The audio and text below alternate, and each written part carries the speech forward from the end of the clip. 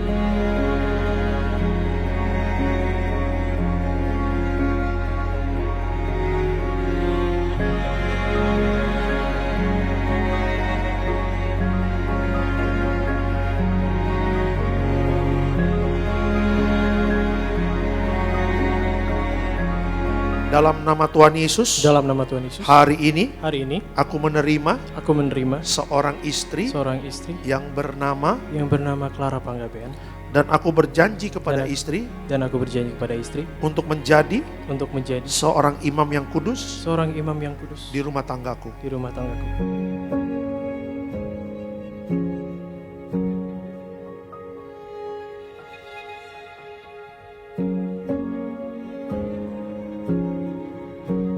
Aku menerima Aku menerima seorang suami seorang suami yang bernama, Kefas Anantio Wimasandi, dan aku berjanji kepada suami dan aku berjanji kepada suami akan mendampingi, mengasihi, menghormati suami menghormati suami seperti kepada Tuhan. seperti kepada Tuhan.